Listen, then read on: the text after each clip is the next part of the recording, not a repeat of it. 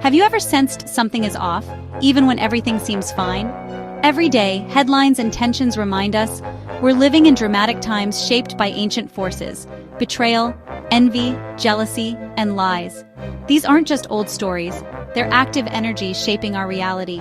From myths to modern news, the same patterns repeat: power, pride, and the darkness within us all. When these impulses go unchecked in powerful people, the consequences ripple through society. By understanding these hidden forces, we can see the world and ourselves more clearly.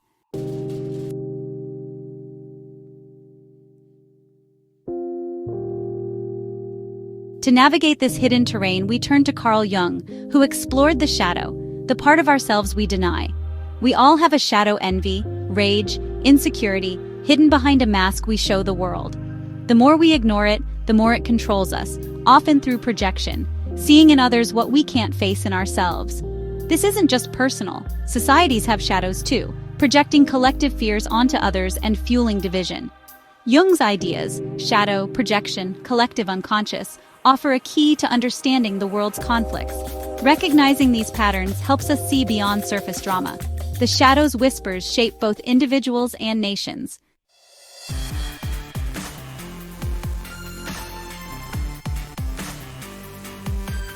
Let's apply these ideas to 3 public figures: Donald Trump, Elon Musk, and Stephen Miller. Trump channels collective anger, projecting enemies and amplifying division, a living example of the shadow at work. Musk oscillates between visionary and provocateur, his public feuds revealing a struggle with insecurity and chaos. Miller's policies turn national fears into political weapons, projecting a collective shadow onto outsiders. Each man embodies psychological forces that shape public life. Their actions are more than politics. They're reflections of deeper human patterns. Understanding their shadows reveals the forces driving our world.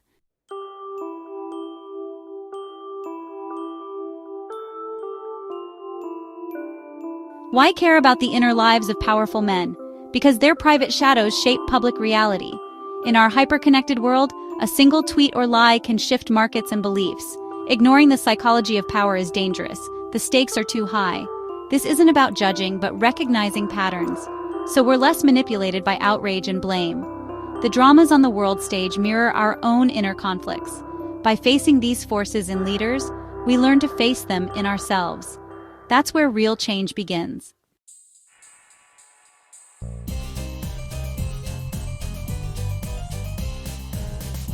To begin this journey, meet the shadow, the hidden self, shaped by what we're taught to suppress. As children, we learn to hide anger, envy, and sadness to fit in. But what we bury doesn't vanish. It waits, gathering strength.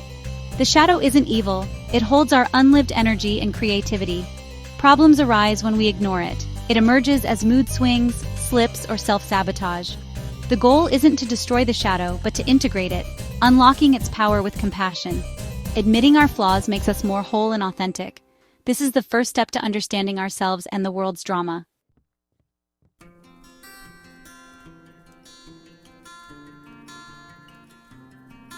Projection is a powerful defense mechanism Jung described, something we all do, often unconsciously.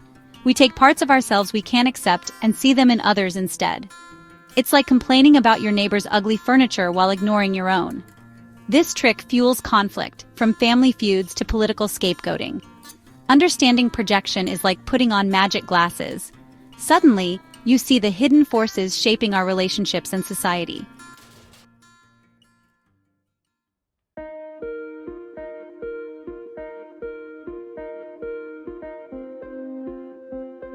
Carl Jung believed we all share a deep collective unconscious, a vast psychic ocean beneath our individual minds. It connects us across cultures and time, filled with humanity's shared experiences. Jung called its universal patterns archetypes. The hero, the wise old man, the trickster. These characters live within us all. When stories move us, it's because they awaken these ancient archetypes. We're not just watching a story, we're experiencing a living myth.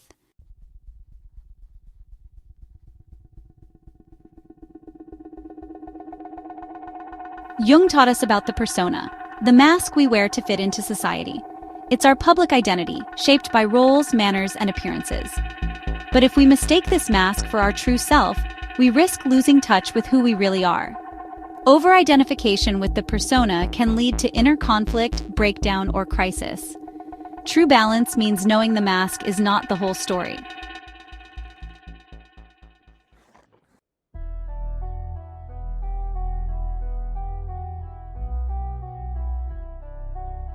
Archetypes like the hero, the trickster, and the king shape our world. We see them in leaders, activists, and even comedians, each embodying ancient patterns that speak to our collective hopes and fears.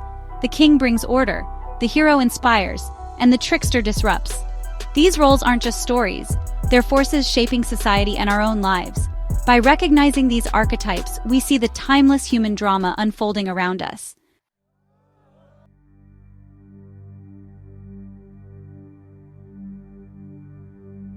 Donald Trump dominates headlines and consciousness, embodying the king archetype, dramatic, wounded, and deeply insecure. His persona projects strength, but beneath lies a fear of weakness and relentless need for praise. Words like disaster and loser reveal shadow projection, qualities he cannot accept in himself. He channels collective grievances, forging a powerful bond with followers. Trump is a mirror, reflecting the fractures and unresolved conflicts within the nation's soul.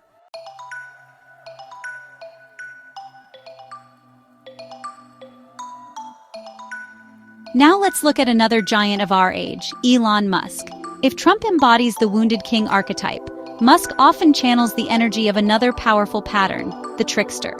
The trickster is a master of chaos, a boundary breaker who delights in shaking up the established order. He is brilliant, innovative, and unpredictable. Musk's grand visions of colonizing Mars, revolutionizing transportation, and merging our brains with computers are all part of his persona as the magician hero, the visionary who will save humanity. This is an incredibly compelling mask, one that has earned him a legion of devoted followers who see him as a real-life Tony Stark. He promises a future that is exciting and full of technological wonder. But alongside this heroic persona, there is a powerful shadow element that expresses itself through the trickster archetype. We see it in his impulsive behavior on the social media platform he now owns, X. The platform has become his personal playground, where he engages in public spats, shares inflammatory memes, and seems to delight in provoking outrage. This is the trickster at work, gleefully poking the bear, testing limits, and sowing chaos for his own amusement. One moment he is sharing a serious scientific breakthrough. The next, he is engaging in petty name-calling. This erratic behavior keeps everyone off balance, which is exactly what the trickster loves. This public performance reveals a deep inner conflict. The desire to be seen as the savior of humanity, the brilliant magician, is constantly at war with a more chaotic, disruptive, and envious shadow. When journalists or public figures criticize his companies or his actions, the hero mask can slip, and the shadow lashes out. He uses his massive platform to attack and belittle his critics, projecting his own insecurities onto them by labeling them as fools or villains who are trying to stop progress. He seems to be caught in a cycle of needing immense public validation, while simultaneously pushing people away with his unpredictable and often alienating behavior. This trickster energy can be both creative and destructive. On one hand, it fuels the kind of out-of-the-box thinking that can lead to incredible innovations. It is the part of him that is willing to risk everything on a bold new idea, to defy the naysayers and change the world. On the other hand, when it is uncontained and driven by the shadow, it becomes a force of pure disruption. It undermines his own credibility, creates chaos within his companies, and uses his immense power to settle personal scores in a very public way. The drama of Elon Musk is the drama of a man wrestling with the immense power of both his heroic vision and his chaotic shadow in front of the entire world.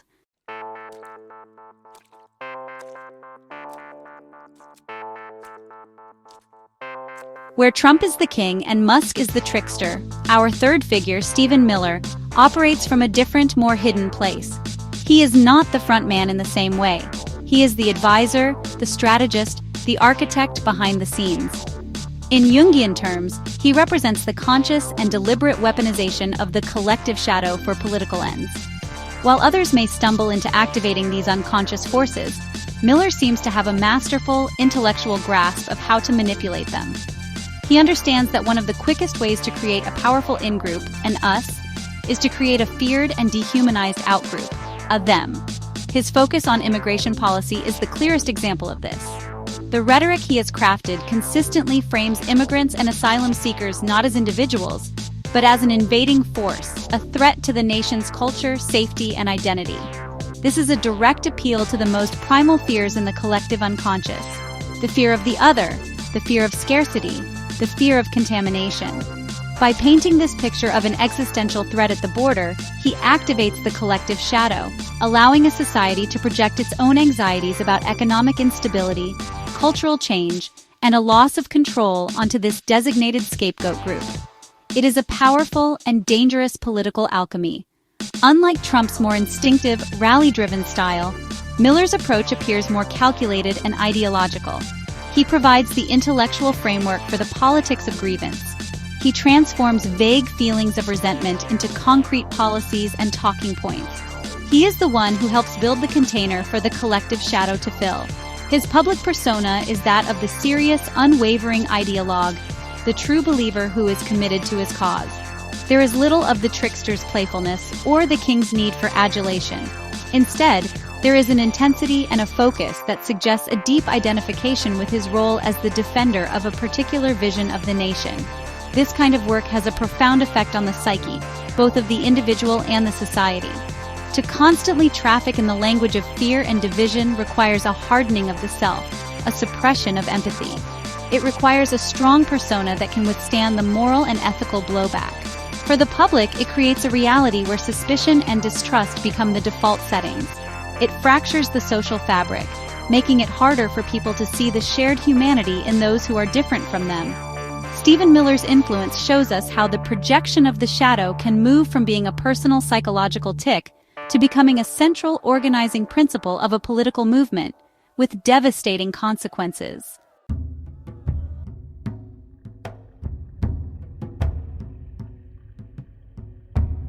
The betrayal narrative is a powerful tool, used by leaders like Trump, Musk, and Miller to unite followers and deflect blame. It taps into deep human wounds, turning setbacks into stories of being wronged. This narrative simplifies problems, energizes supporters, and protects the leader's ego from failure. Beneath betrayal lies envy, a corrosive emotion that says, "I want you to not have what you have." In the world of powerful leaders, envy fuels public feuds, criticism, and the urge to diminish rivals. This shadow impulse poisons discourse, turning debates into vendettas, and fostering a culture where making others small is the only way to feel big.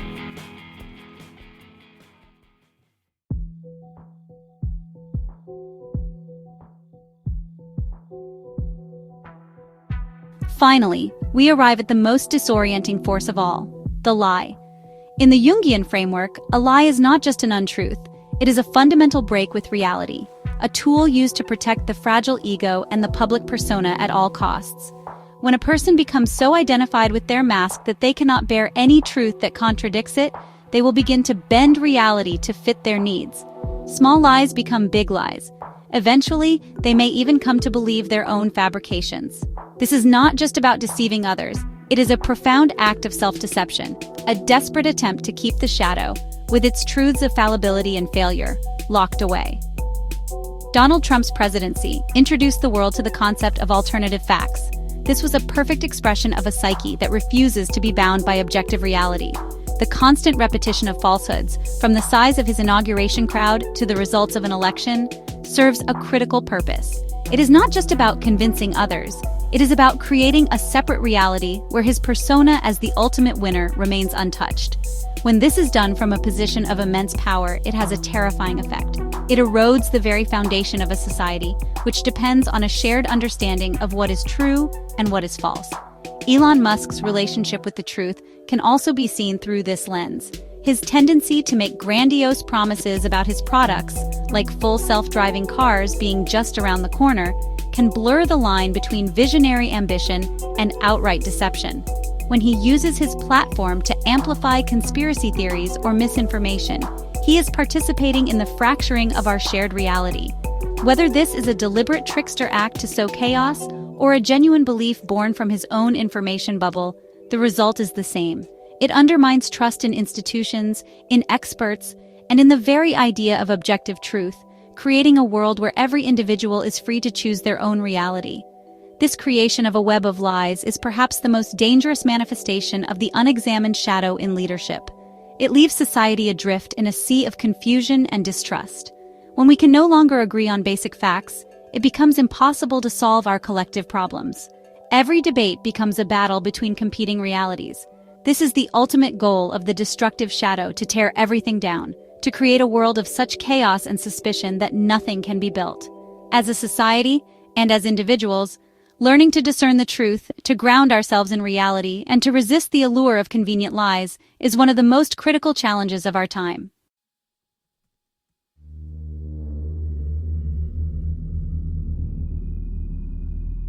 We watch the drama of figures like Trump and Musk as if it's a distant spectacle. Power, ego, chaos on a public stage. But what if we're drawn to them because they reflect us? Their stories mirror our own hidden conflicts, our envy, our admiration, our desire to break rules. The world stage amplifies what's inside us all. To understand this moment, we must look into the mirror and recognize ourselves.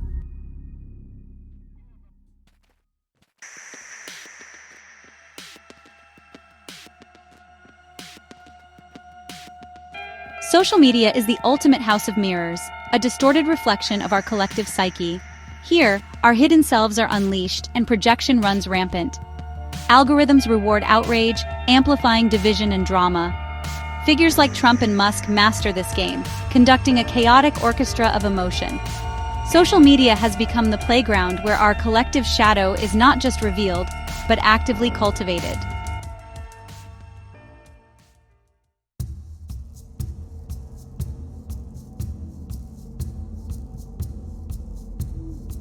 Cancel culture is a modern form of an ancient ritual, scapegoating. When someone breaks a group's moral code, outrage erupts, and the individual is shamed and cast out. This act lets the group project its own flaws onto one person, feeling pure by comparison.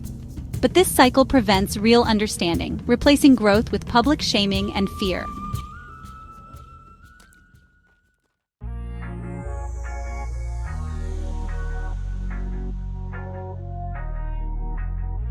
While it is fascinating to analyze these dynamics on the grand scale of society, the mirror of the world also reflects what is happening in our most intimate spaces. The same patterns of shadow, projection, envy, and betrayal that we see on the world stage are often playing out right at our own dinner tables.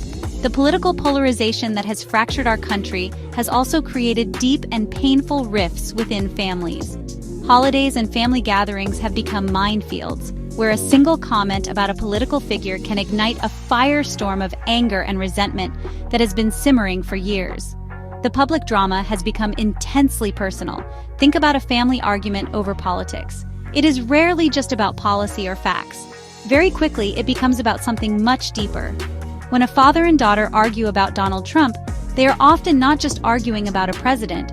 The daughter might see in Trump a reflection of what she perceives as her father's own authoritarian tendencies, his refusal to admit he is wrong. The father, in turn, might see his daughter's liberal views as a personal betrayal of the values he raised her with, a rejection of his entire identity.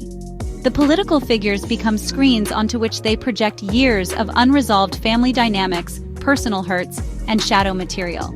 This is where Jung's insights become incredibly practical. The intense dislike you feel for your brother-in-law's political views might be a projection of a part of your own shadow. Perhaps his loud certainty triggers your own secret insecurity and doubt. The envy you feel toward a sibling's success might be disguised as criticism of their materialistic lifestyle. The lies of omission we tell to keep the peace in our families create a web of inauthenticity that prevents any real connection from forming. We wear our family personas, the responsible one, the funny one, the black sheep. And we rarely allow each other to see the complex, flawed human beings behind the masks. The great challenge, and honestly, the great opportunity, is to start applying the same analysis we use for public figures to our own lives. We must have the courage to ask, what is my role in this conflict? What am I projecting onto this family member? What part of my own shadow is being activated in this argument? When we can begin to withdraw our projections and take responsibility for our own feelings, a space for genuine communication can open up. We can start to see our family members not as political opponents, but as fellow struggling humans, each wrestling with their own shadow. This is how we begin to heal the fractures, not just in our society, but in our own homes.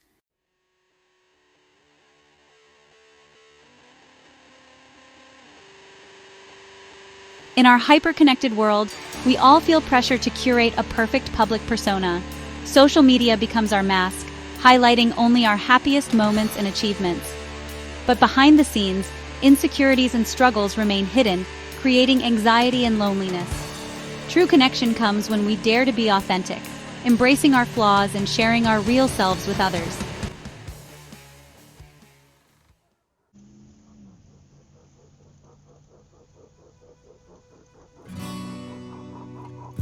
Most of us move through life acting out old scripts, caught in society's collective dream. Jung believed our true task is to wake up, to see the patterns, recognize our shadows, and become conscious actors in our own story. By looking honestly at ourselves, we begin the essential work of waking up, together.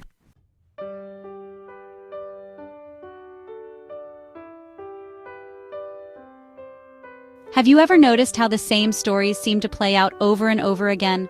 It's like we're all actors in a play written long before we were born.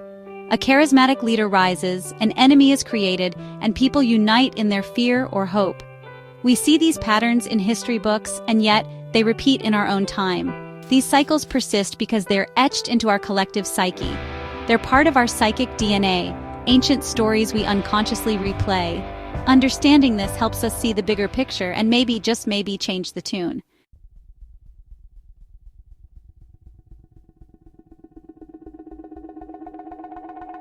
In a world that feels overwhelming and complex, we crave certainty.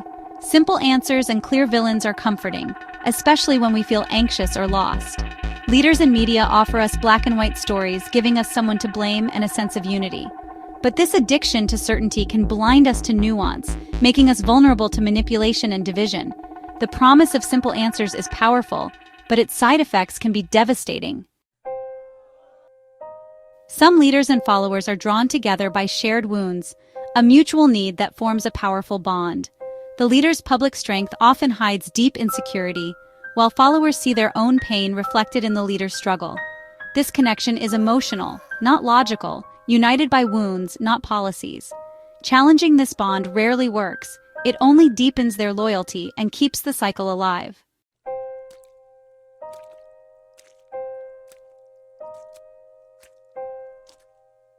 When these psychological patterns are allowed to run unchecked in a society, the consequences are not just abstract. They are real, tangible, and deeply destructive. The cycle of shadow, projection, and lies acts like a slow-acting poison, gradually eroding the very foundations of a healthy community. The first and most immediate consequence is the decay of trust. Trust is the invisible glue that holds a society together. It is trust in our institutions, trust in our leaders, trust in the media, and most importantly, trust in each other. When leaders constantly attack these institutions and peddle alternative facts, this glue begins to dissolve. Once trust is gone, everything becomes harder. Solving collective problems like climate change, economic inequality, or public health crises becomes nearly impossible when we cannot even agree on a basic set of facts. Every issue becomes politicized. Every debate becomes a battle between warring tribes who live in separate information ecosystems. We lose our shared reality. The very idea of a common good, the belief that we are all in this together, begins to seem naive and old-fashioned. A pervasive cynicism sets in. People begin to believe that everyone is just out for themselves, that all leaders are corrupt, and that nothing can be trusted. This is a state of profound social decay. This decay is not just external, it is internal too. Living in a constant state of outrage, fear, and suspicion takes a heavy toll on our individual well-being. It is emotionally and spiritually exhausting. It keeps our nervous systems in a perpetual state of fight or flight. We become more anxious, more irritable, and less capable of joy and connection. The constant exposure to conflict and negativity through social media and the news wears us down, leaving us feeling hopeless and depleted. The poison that infects the body politic eventually seeps into our own bodies, our own minds, and our own hearts. diminishing our own capacity for a full and happy life. Ultimately, a society that cannot confront its own shadow is a society that cannot grow. It remains stuck in a loop of repeating its own worst mistakes. It becomes brittle, defensive, and resistant to change. The creative energy that could be used to build a better future is instead wasted on fighting old battles and nursing old grievances. The potential for progress is squandered.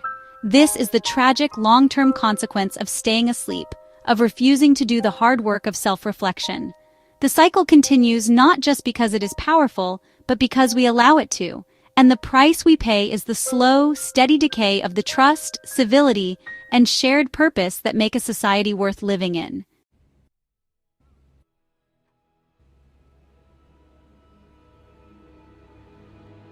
It's easy to feel trapped in these repeating cycles, like we're on a spinning merry-go-round with no escape. But is there a way out? Can we break the cycle? The cost of staying asleep is the world we see: division, distrust, exhaustion. The way out begins with the individual act of waking up. Each of us can become a point of light in the darkness. The journey is long, but it's the only one that truly matters.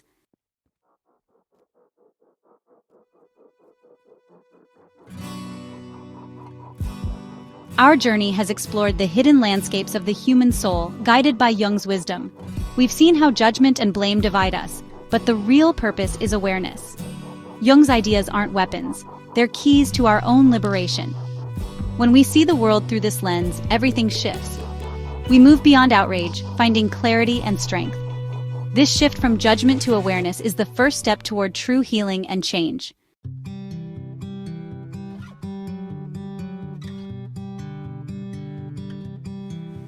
The dramas we see in the world aren't just about others, they're about us too.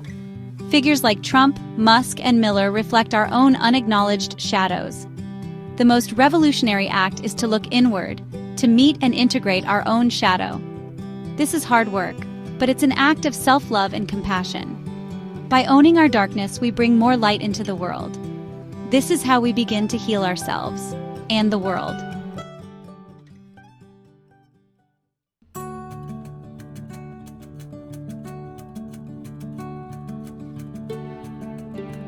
It's easy to think that this quiet internal work is too small to make a difference in the face of such massive global challenges. What good can my own self-reflection do when the world is on fire? It's a fair question. But this is to underestimate the profound and mysterious way in which we are all connected. Jung's idea of the collective unconscious tells us that we are not isolated islands. We are all part of a vast, interconnected psychic field. And just as a single stone dropped into a still pond creates ripples that spread out to touch the farthest shore, the inner work of a single conscious individual creates ripples in the collective. When you change your own inner state, you change the energy you bring into every interaction. When you stop projecting your shadow onto your family members, your home becomes a more peaceful place. When you bring awareness instead of reactivity to a difficult conversation at work, you can de-escalate a conflict before it begins. When you choose not to participate in the outrage machine on social media, you subtract one voice from the chorus of chaos. These may seem like small acts, but they are not. Each one is a conscious choice for peace, a vote for sanity, a small act of healing that ripples out into the world around you. You become a calming presence in an anxious world. This is how real, lasting change happens. It doesn't always come from the top down, from a new law or a new leader. It often comes from the bottom up, from a grassroots movement of consciousness. The more individuals who are doing their own work, the more the collective atmosphere begins to change. The collective shadow loses its food source. The appeal of divisive leaders begins to wane because fewer people are unconsciously drawn to their message of blame and fear. A society with a critical mass of conscious individuals is a society that is immune to the worst kinds of manipulation. It is a society that is mature enough to solve its problems with wisdom and collaboration. Never doubt the power you have to contribute to this shift. Your inner work is your greatest service to the world. Your commitment to your own wholeness is a gift to the collective. In a world that profits from our distraction, our outrage, and our unconsciousness, choosing to become more aware is a radical act. It is the ultimate expression of hope. It is a declaration of faith in the human capacity for growth, for healing, and for love. You are not just healing yourself. You are holding a space for the healing of the world. Your personal journey is part of our collective evolution.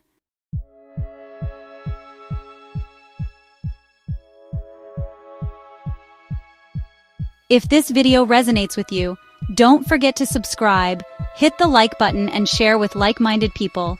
Drop a blue heart in comments. So, where do we go from here? We leave this conversation not with a set of easy answers, but with a new set of questions and a clear path forward. The path is not about fixing Trump, or Musk, or Miller. The path is about us. It is a call to live more consciously, to bring more awareness to our own lives every single day. It is a call to become spiritual warriors in the truest sense, not fighting enemies out there, but fighting for consciousness within ourselves. This is the great adventure of a human life, the journey from being an unconscious actor in a play to becoming the conscious author of our own story. This path requires daily practice. It means taking time for quiet reflection, to ask ourselves, what am I feeling right now, and why? It means cultivating a practice of media literacy, consuming news and social media with awareness, noticing how it makes us feel and resisting the urge to be swept away by every wave of outrage. It means choosing our words with care, speaking our truth with kindness, and listening to others with a genuine desire to understand, not just to rebut.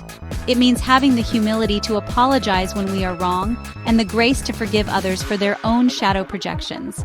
It means choosing connection over conflict, one moment at a time. This is a journey of a lifetime.